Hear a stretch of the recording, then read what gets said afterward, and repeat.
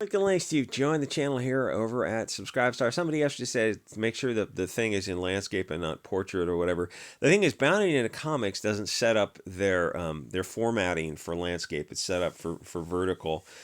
So it's like you get the ads on the side, which are kind of an ugly distraction, but whatever.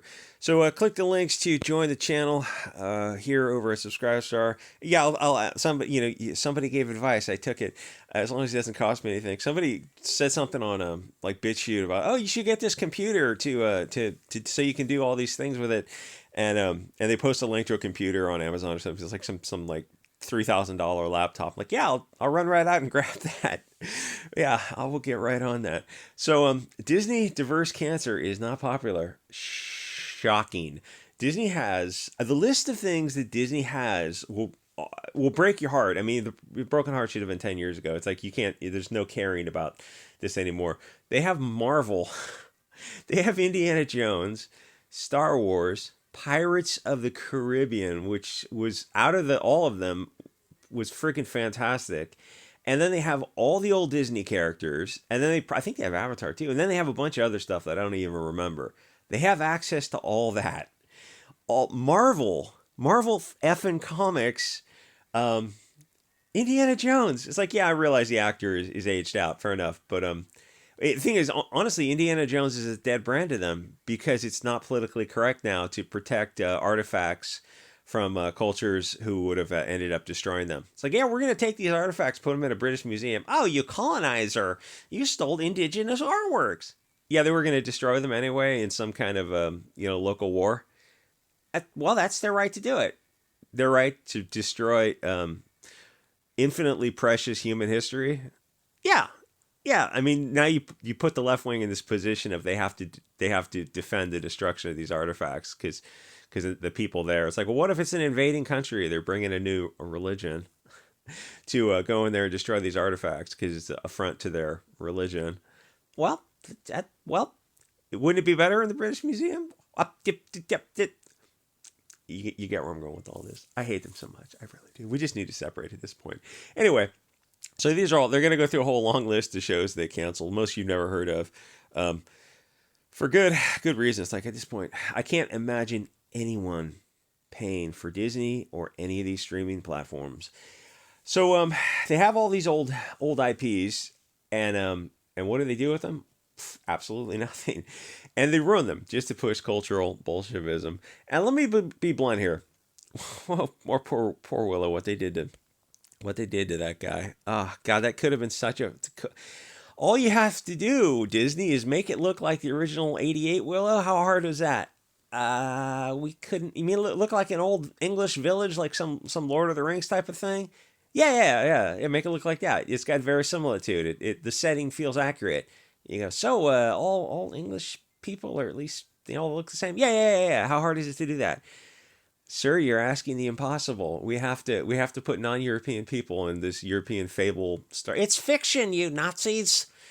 Yeah, but verisimilitude means it has the appearance of truth. It willing suspension of disbelief. It feels accurate because it's this old English village. People are familiar with that story, and then you go in here and then you put this in it. You're like, this isn't an old English village because these people are from England to sub-Saharan Africa, 10,000 miles away. I don't know. It's 15, 16,000 kilometers for you. People didn't go to the moon. This isn't an old English village. None of this. These people didn't even have this stuff in the sub-Saharan. They didn't like this jewelry, maybe, but the fabrics, the hair. None of this makes sense. None of this makes sense. Oh well, it's a reimagining. It's fiction. It's just a fictional universe. It's just space wizards playing Star Wars. Is it selling with an audience? They're all Hugo Boss. Okay. So they ruined them to push cultural Bolshevism. So what's going on is they have this mixed cast of characters of these mostly non-Europeans. This United Colors of Bennington approach, if you remember the '90s, of people who don't look like they belong together. The problem with that is people want to see their tribe on screen, so it doesn't sell. They would be better if you just picked Asian casts to make an Asian movie for an Asian audience, or Euro for Euro, or Afro for Afro, or Latin for Latin. because that's how audiences connect with the characters on screen. They don't want to see. I know I keep mentioning this. Leslie Headland or Alonzo, whatever they're talking about. Well, we're leaving money on the table by not having this potpourri of mixed cornucopia of everyone from around the world. And she said that, and I thought, like, so has it panned out for you? Does that, like, have you checked the market forces, the market data? Does that result in greater return on investment? No, we've actually lost money, and we're continuing to do it. But why do you continue to do it? Because they're pushing cultural Bolshevism. Anyway, people are tribal, and the people who are pulling the strings on Disney and many other companies are very much the opposite of that, and they have an agenda, and the sooner people awaken to that, the better. Humans are tribal. Disney is pushing this mixing that is not finding an audience. Doesn't that activate your almonds just a little bit? Like, doesn't Why the Last Man? That was about like a Darwin's Radio by Greg Bear, kind of a little ripoff on that about women survive some kind of, I don't know, space alien virus or genetically engineered virus XX and XY.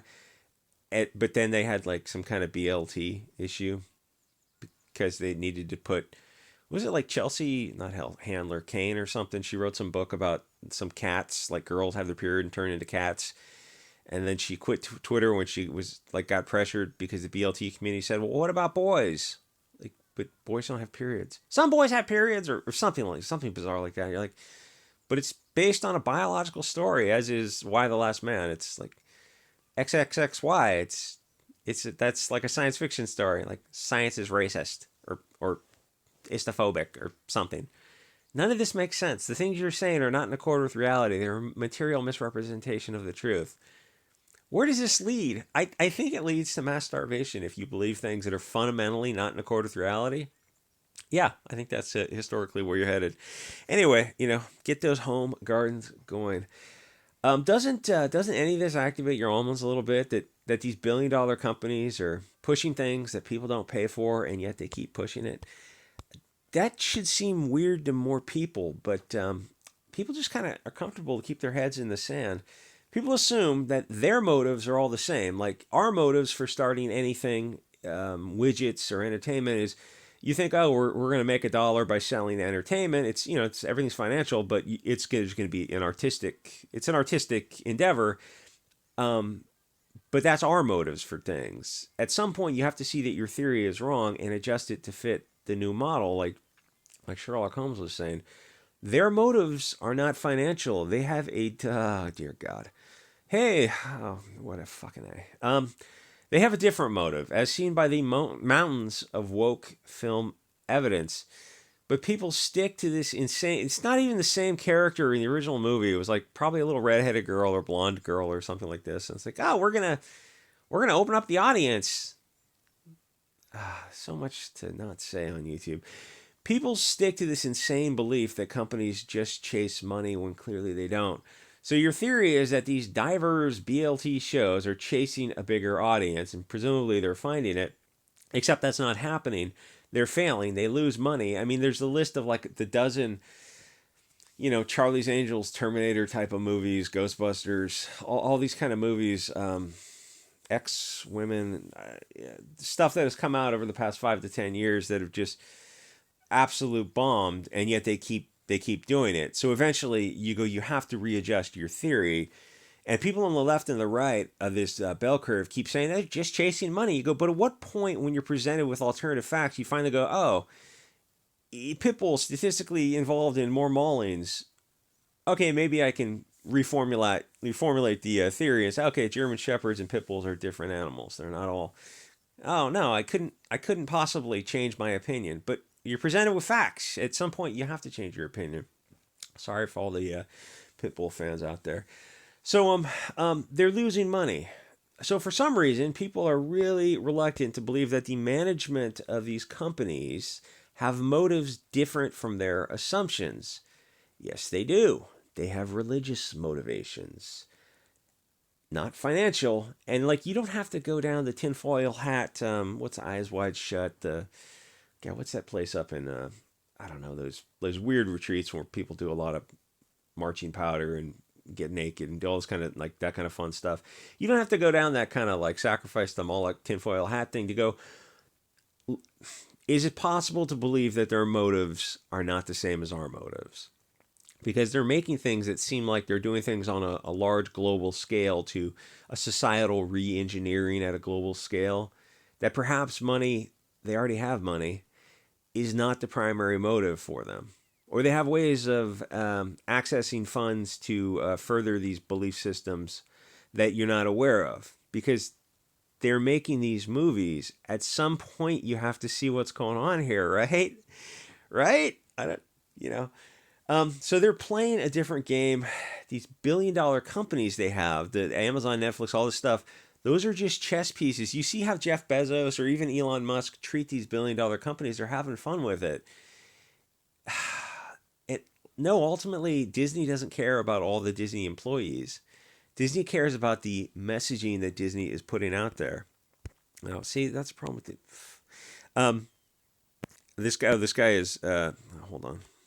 Okay, so here's what this useful idiot on Twitter is complaining about, and he goes through these shows that he's John Bickerstaff with the rainbow flag. I'm sure he's got pronouns, gender clowns they call them now. So they give us 6 months. Not even the business has become absolutely cruel. The business of Disney. So he's got Willow. I don't know what that middle show is, or that show on the right is. Show on the left. The middle show. The only one I recognize is the reimagining of Willow, but I do notice some commonalities. I'm seeing a lot of diversity, mixed groups of people. People don't want that. And if you can talk to the people on the left, say, can we have this discussion without ad hominem deflection or straw man arguments? And they can't. They fundamentally can't. You go, the audience doesn't like diversity. And they don't like the purse puppies and the Mary Sues. And every time you see a blonde hair, blue eyed character, they're going to be quinkadinkly the bad guy, except it's every single time. The audience doesn't like these things.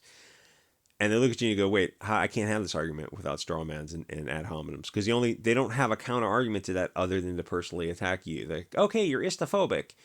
Okay, for the sake of argument, you can assume that to be true or you can assume that to be false, but you move on to the next stage because it's not probative or relevant, because it's an audience, it's a customer buyer-seller relationship. So you move on past that because it doesn't change anything. You go, but you're alienating the audience because they're not buying the product you're selling. You go, well, in their mind, they're shrinking the audience down to a more ideologically pure core, but then they're at conflict with the idea that, well, it's still a business model. And the thing is, this might sound like it's in conflict with the things I'm saying, but they're still woke. Like Zaslav taking over DC or Iger coming back to Disney, they're still woke, but they have to dial things back every now and then. It's the intermittent chicken experiment. We give them chicken feed. You have to give people some reward often enough so they maintain pecking at the button. If you don't give them anything, if it's just a string of garbage, eventually the chicken stops pecking to get the reward. You have to give them just enough to keep the chicken busy. There's so many examples of this type of stuff. It's like the left and the right constantly fighting with each other, but they never accomplish anything because it's wings of the same bird. Like, oh, we have to elect our guy this time, and no, we have to elect our guy. It's the most important election, actually. But that binary has got us to where we are now. Headed for a civil war. It's like maybe it's time to break out of that matrix. Anyway, so I'm looking at these images. And I say, I don't, this diversity is not connecting with the audience. I want to see all one group of people who are tribal, who are family connected, who are national connected. And they look at you like they can't believe what they're hearing. You go like, that wasn't such a crazy idea. That's like, 40 years ago, that would have been perfectly normal. 30 years ago, even 20 years ago, would have been perfectly normal. These new cultural Bolshevik ideas are the abnormalities. Our ideas are normal. Your grandfather's ideas, your father's ideas, your ideas. We're the normal ones, and they're trying to gaslight you. It's like, why do you think YouTube turned off the dislike button? Why do you think Feminist Frequency turns off comments? They want to absolute control the narrative so they can gaslight you into thinking that people are on board with this stuff. No, people are... This guy... These two characters, the two blonde characters, are Willow. I'm putting my finger over the image, but I guess that doesn't show up. The Indian character and the two African characters are not in the Willow universe because it's set in an old English village. Yes, it's a fictional universe, but that's the setting. It all makes sense. None of this stuff makes sense when you have these mixed group of people. It's not connecting with an audience, and they're still doing it. So the people who slowly took over Disney don't care about family-friendly entertainment. Obviously, those days are long over. Look at old Disney. It did well. People enjoyed it. It was run by different people. It was a very profitable company. It made money, but they had the artistic thing going on. There's artistic satisfaction, and they were also doing this family-friendly entertainment. And now they're not. This is 180 degrees. They're doing things that are anti-family, anti-Christian, anti tribal structure, anti-nation, because they're globalists. They're pushing something that is 180 degrees from what Disney was a few decades ago, even a few years ago. Um, it's a tool. It's not a company.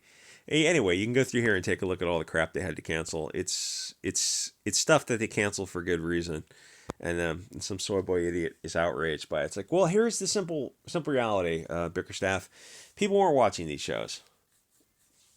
Well, but they sent a message that we value. Yeah, but likes and dopamine on Twitter are all free. Twitter doesn't mean anything. Anyway, like, comment, subscribe. See you guys on the next episode.